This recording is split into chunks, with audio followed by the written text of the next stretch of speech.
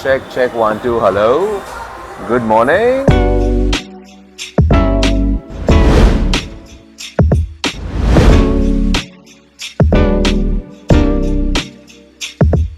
Today I'm with Hrishikesh Puranik. Hi Hrishikesh. Hello. My name is Hrishikesh Puranik.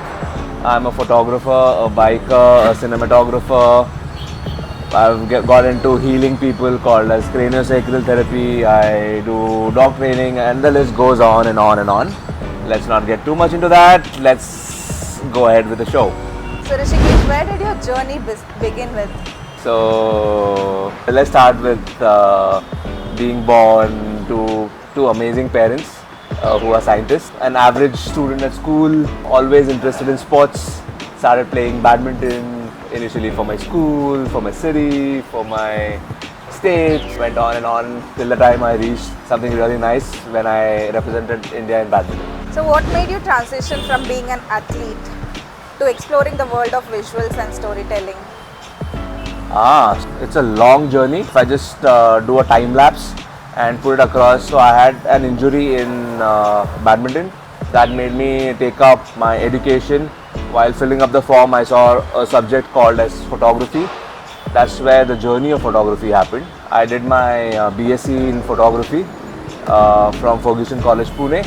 Side by side, I started working with Pune Times, Indian Express, doing portfolios, working with models. I was this hotshot young pastry photographer.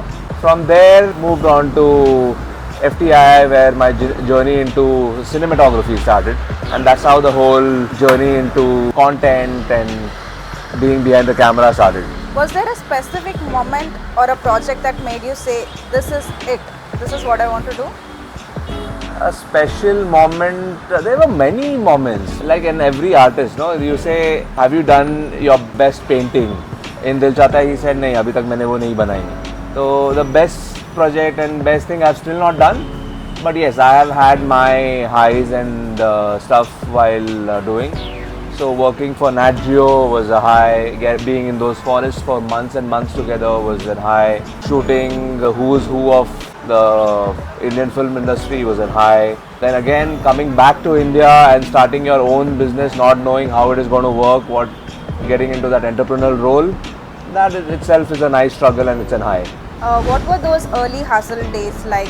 Early hustle days. We had days when we didn't know what direction we are going, how things are going to shape out. Coming from a background where everything is on your platter, starting something that's new, where you start your own company, where you take care of the accounts, you take care of the marketing, you take care of the editing, you do your own personal branding. Everything is in-house. It's like a struggle. It's like like pulling your hair. But when I look back now, and if you tell me to do it again, yes, I'll do it again.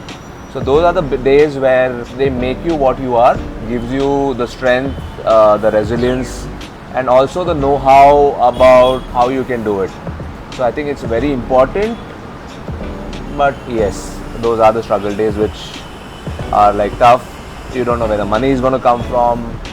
But when you trust the process, you have that passion, things do shape up. I have been lucky, blessed to have things happening in a very smooth way. If you take those challenges as something that you're going to learn new today, you're going to experience something amazing, you're going to transform yourself, then it's fun. So there was nothing as toughest, but yes, we've had those ups where we were riding the high, and also the downs, which I don't call downs, but those were the learning processes. And that's what is the best part about being an entrepreneur. Could you elaborate more about your start and abrupt end in your sports career? The start was like very innocent, where my mama and me were walking on the street and we saw a sports shop. We entered inside and there were rackets over there. Believe me, I had a first racket which was a wooden badminton racket. So I bought that, got some shorts, shoes, and there was one Mr. Pradhan who was a coach at the NCL courts. So the next day I landed up there, and that was a very humble start to what I didn't know would be like a full-fledged flourishing game for me.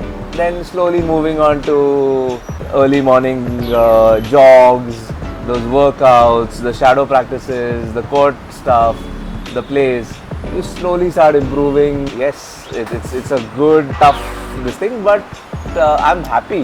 That's what made me who I am today. If I look at myself in terms of my mental health, my physical health, I attribute it entirely to the sport. The abrupt end, yes, it was an abrupt end because I was playing, and while playing a quarter-final match, I had a fall, I slipped, and unfortunately I hit the pole and my spine had a little injury.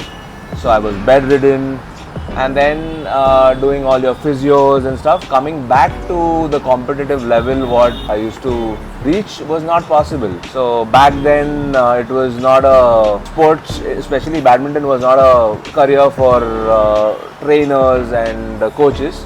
Prakash Padukone sir, so he insisted that, why don't you finish your education.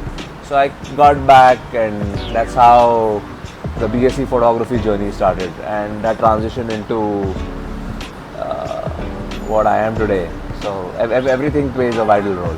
So how do you bring the same athletic mindset in your creative work? So athletic mindset is what? It's one is being physically fit, mentally stable. Take it as a sport. So every day is a new day. Every day is a new challenge. So you take it as a sport. Winning, not winning is not important. What happens is, are you giving your 100%? And that, if you are able to put it in your daily thing, that is what I also try. I'm not 100% at it, but I try to be at the best of my sport. And if I am giving my 100%, I do not have regrets that, oh, I could have done this, which would have made it better. That is inculcating what I've learned over my sports career into my professional life right now. That would be the best way to do it. You just go each day as it comes. You be in that present moment. Don't think about what happened. You learn from what happened, and don't look too much into the future. And be there, give your 100%. I think most of your problems are solved. You don't have to worry. What does hustle mean to you? What does hustle mean to me? I'm a little different when it comes to hustle. I feel, for me, it's like having fun is hustle. Okay. Oh, I saw something today. I want to do this, and how I want to do it is by having fun. That is hustle for me. People are like, oh, yaar, aaj meko ye karna hai, wo karna hai. I have to take care of a team of so many people. That is hustle for them. For me, hustle is having a blast, having fun, giving your best. So how did motorcycles happen to you? It's a beautiful question. So now working with Nat Geo and traveling the world, so the small boy from Bangalore who was brought up in Pune, traveled the world, decides to come back. 2015 is when I got back to India and clueless about what is going to happen. So I had collected some money. I went to my father and said, I want to buy a bike. He said, no, get a car because you need to have your equipment, reins. So buy a car. So 2015 is when I bought a car.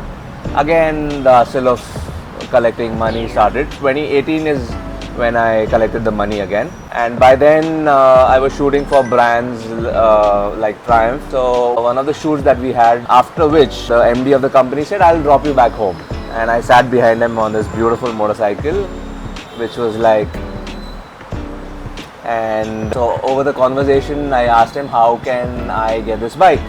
So he said, why don't you just visit the showroom, and I think you should be good to go. What we did was enter the showroom. I took the test drive, which was nice. In the corner, I saw this massive bike called as a Tiger. So I asked the sales guy, can I try that bike? So he was like, so I think coming from 150 200cc, you first get this bike, and then probably after a year or so, you get that bike. But I was like, no, let me try it out.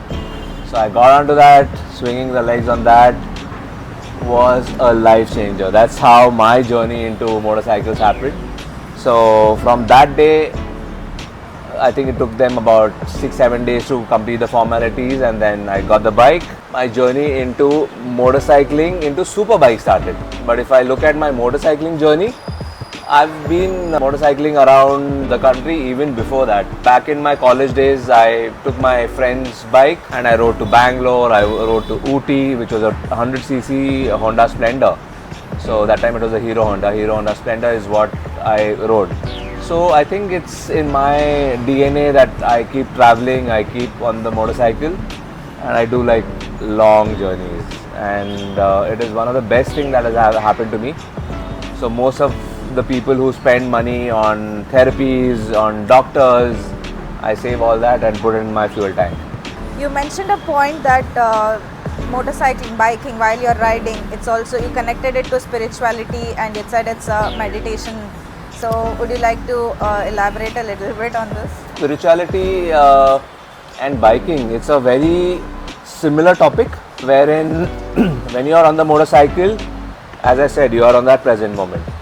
In meditation, you have to be at that present moment. You don't think about what happened, what is going to happen. You are there on the motorcycle, all you can think is being there, enjoying that wind in your hair and that adrenaline rush. So you can go hours and hours together on the motorcycle. In meditation, it's again similar where you connect to yourself. When you are on the motorcycle, you are connecting to yourself. In meditation, you are connecting to yourself. Meditation also has other part which is like the yoga, the fitness part of it. Even on the motorcycle, you have to be fit if you want to like really do well.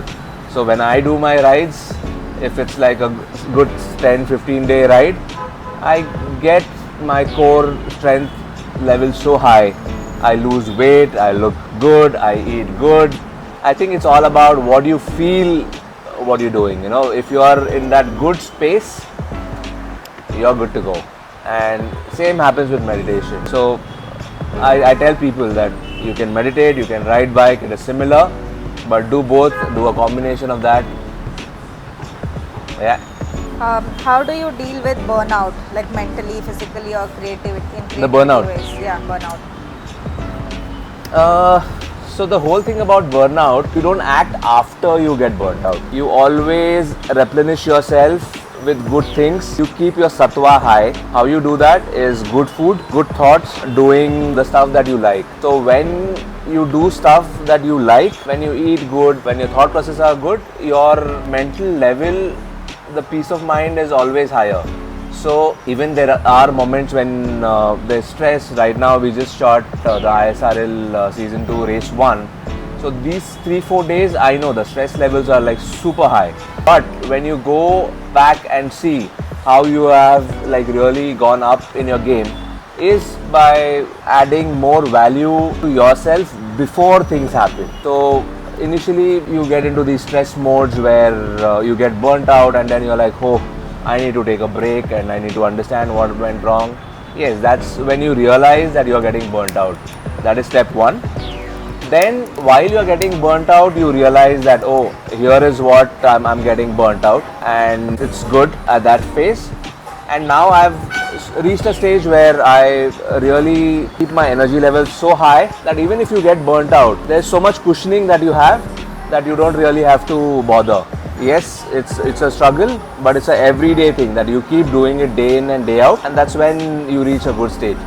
So if you want to know more about people who are doing everything, they're hustling, this channel is what you should look into. The Hustle Groove Co. Follow, subscribe.